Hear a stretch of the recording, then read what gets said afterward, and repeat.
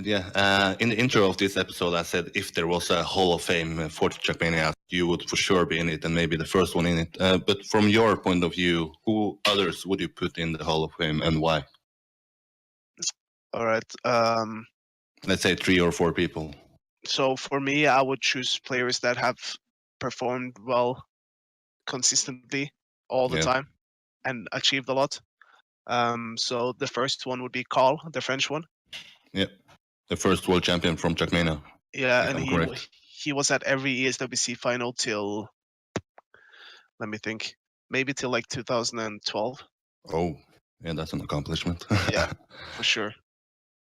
And then who else would I pick? Frostbill.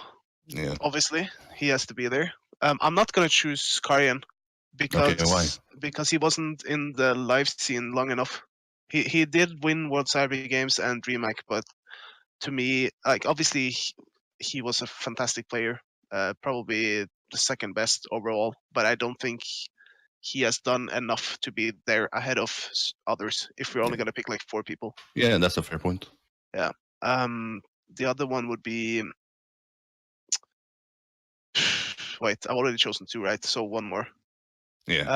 Carl Jr. Carl Jr. Why? Why? Well, it's simple.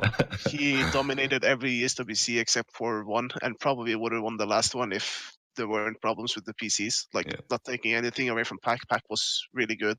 Yeah. But he just dominated everything. Like he set a completely new standard.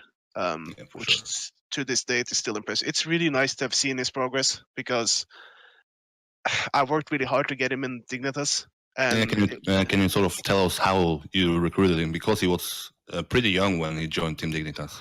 Yeah, he joined Mythics after being in another team called what was the team called?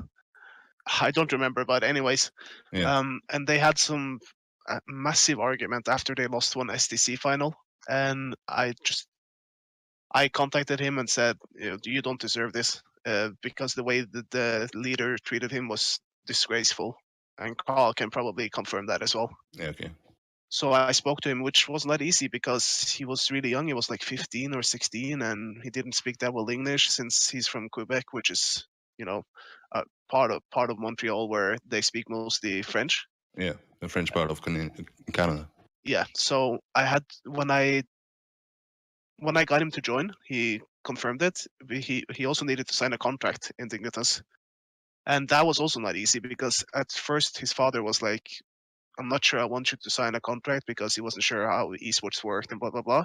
Yeah. So I got his brother to talk to me on Skype and I explained everything and they looked at the contract and in the end it was fine.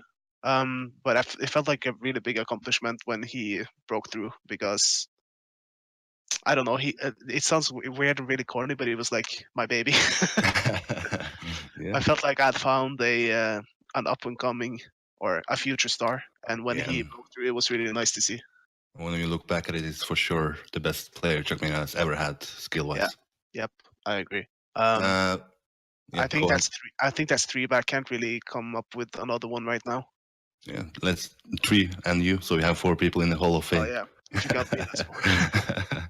But